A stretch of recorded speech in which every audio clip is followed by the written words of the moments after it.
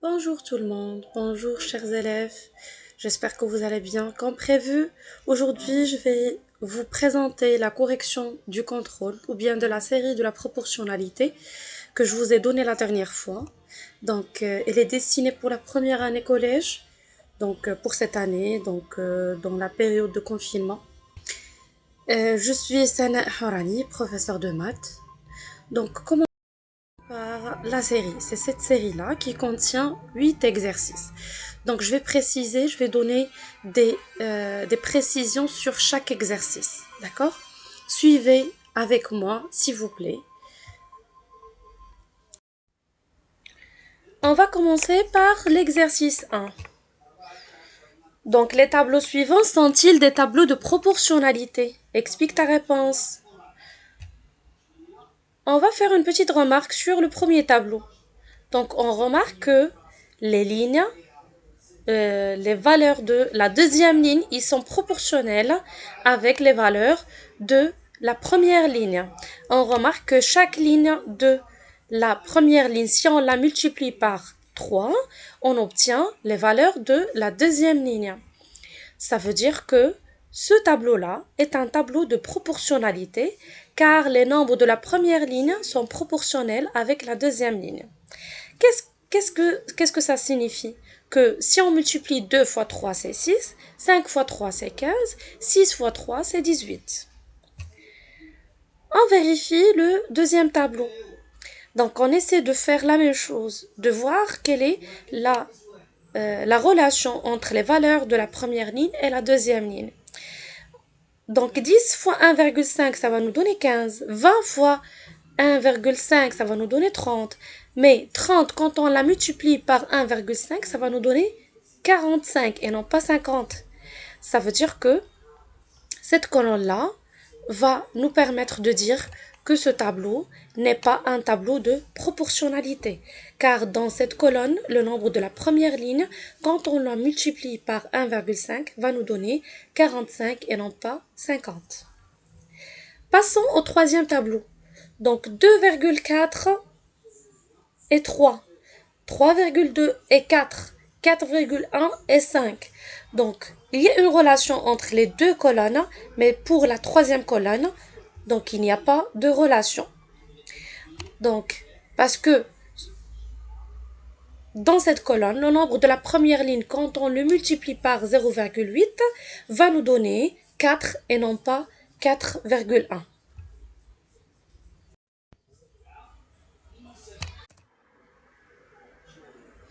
Donc, pour l'exercice 2, donc pour ce tableau-là, donc pour l'exercice, recopie et complète les tableaux de proportionnalité suivants. La première des choses, on va voir, puisque c'est un tableau de proportionnalité, ça veut dire qu'il y a un coefficient de proportionnalité. Donc, on fait une remarque entre 7 et 21. Donc, quel est le nombre qu'on peut le multiplier par 7 pour nous donner 21? Donc, c'est tout simplement, je remarque qu'on obtient la deuxième ligne en multipliant la première ligne par 3. Donc, le coefficient de proportionnalité, c'est 3. Donc, automatiquement, 12 fois 3, c'est 36. Donc, pour avoir le nombre manquant, donc il suffit de diviser 2,4 par 3. Ça veut dire que je dois faire l'inverse. 0,8. Pour le deuxième tableau, donc on fait une remarque entre la première et la deuxième ligne. Je remarque qu'on obtient la deuxième ligne en multipliant la première ligne par 7,5. Donc, le coefficient de proportionnalité, c'est 7,5. Donc, 7,5 fois 136, ça va nous donner 1020. Et 90 divisé par 7,5, ça va nous donner 12. L'exercice 3. Recopie et complète ce tableau de proportionnalité grâce à des opérations sur les colonnes. Écris ces opérations.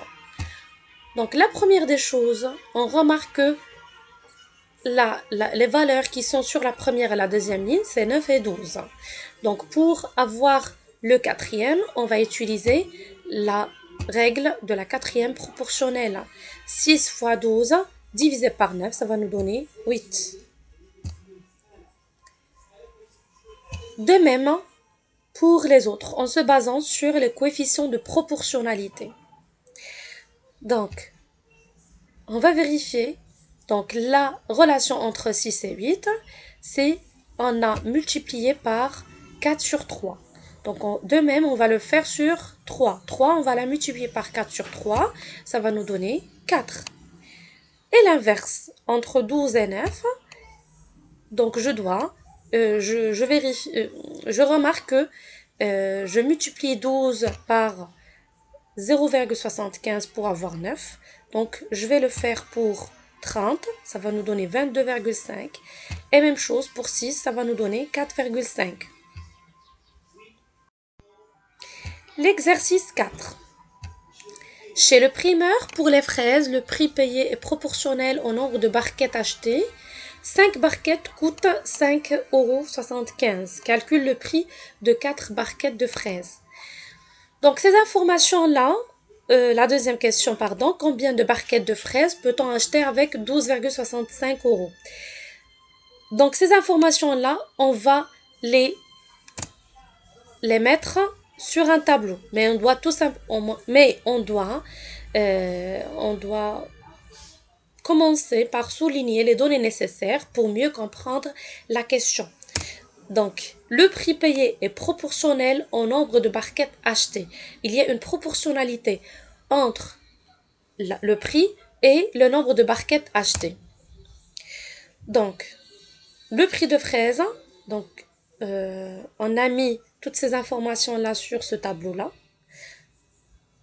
5,75 €, on a acheté avec 5 barquettes. 4 barquettes, on ne sait pas quel est le prix acheté. Et avec 12,65 €, on ne sait pas combien de barquettes on a pu acheter. Donc, on va utiliser, le plus souvent, c'est la quatrième proportionnelle. Donc, x est égal à 5,75 fois 4 divisé par 5. Ça va nous donner 4,6. Ça veut dire 4,6 € pour acheter 4 barquettes. Avec 12,65 €, qu'est-ce qu'on a pu acheter? Combien de barquettes on a pu acheter? Donc, la quatrième proportionnelle, c'est 12,65 fois 5 divisé par 5,75. Ça va nous donner 11. Ça veut dire 11 barquettes qu'on a pu acheter avec 12,65 €. L'exercice 5. Son objectif, c'est calcul d'un nombre d'après un pourcentage. Dans une entreprise, tous les salaires augmentent de 1,5%.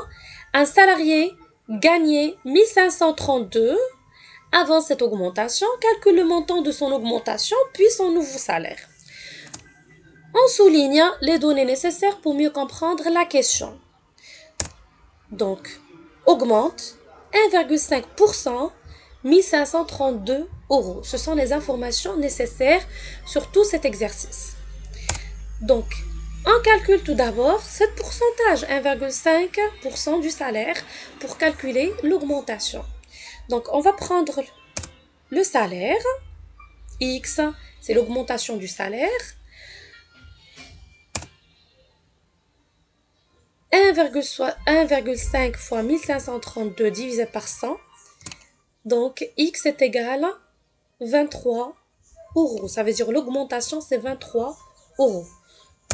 Le nouveau salaire, il y a une augmentation de 23 € sur le salaire. Le nouveau salaire sera 23 plus 1532 qui est égal à 1555 €. Ça veut dire, donc le nouveau salaire pour ce salarié, c'est 1555 €. L'exercice 6, son objectif, c'est calcul d'un nombre d'après un pourcentage.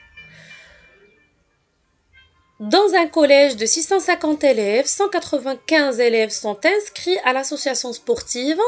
Calcule le pourcentage d'élèves de ce collège inscrits à l'association sportive. Comme d'habitude, on doit souligner les données nécessaires pour mieux comprendre la question.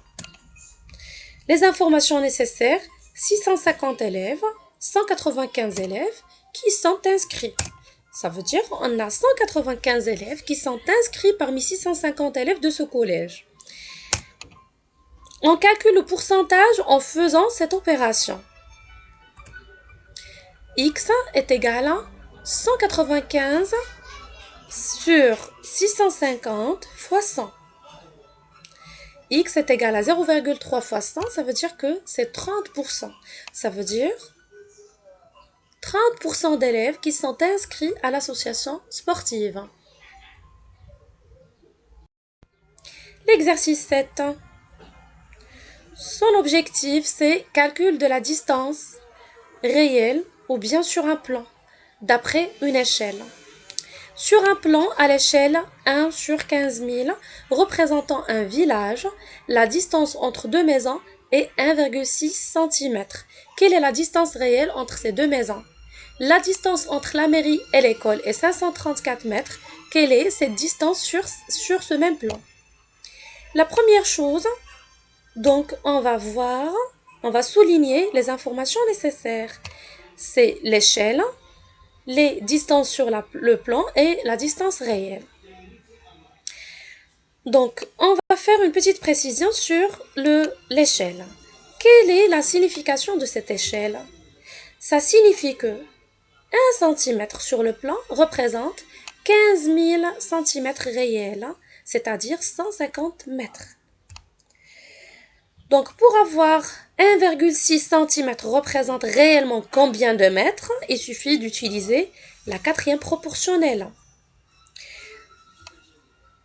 X est égal à 1,6 fois 150 divisé par 1.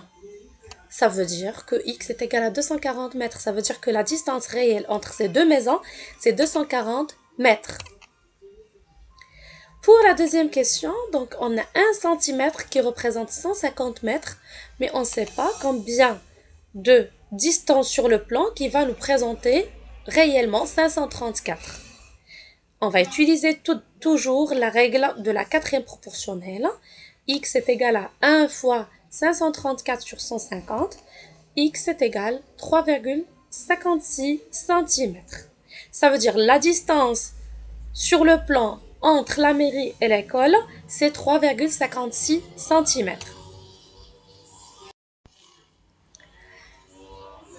L'exercice 8, le dernier exercice, calcul de la distance à l'aide de la vitesse.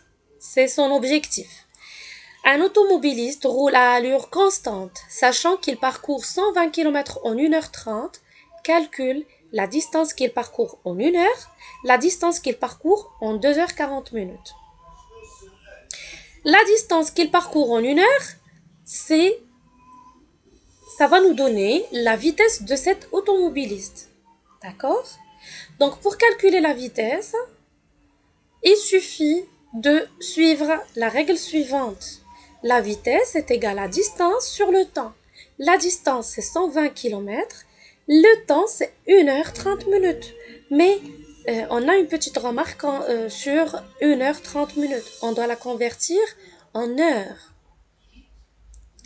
Donc 1h30 minutes, ça va nous donner 1,5 heures.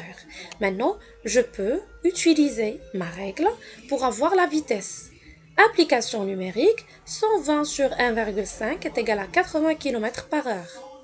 Ça veut dire, la vitesse de cet automobiliste, c'est 80 km par heure. Donc, pour la deuxième question, la distance qu'il parcourt en 2h40 minutes. On sait que pour calculer la distance, on utilise la règle suivante. La distance est égale vitesse fois temps. Donc, on a un autre problème sur 2h40 minutes. On sait que on doit la convertir en heures. Donc, 2h40 minutes est égal à 2,66 heures. Et on sait que la vitesse de cet automobiliste est 80 km par heure. Il suffit maintenant de faire une application numérique. La distance est égale à 80 fois 2,66 qui est égal à 212,8 km. Ça veut dire en 2h40 minutes, elle a pu parcourir 212,8 km. Donc, c'est la fin de cette correction.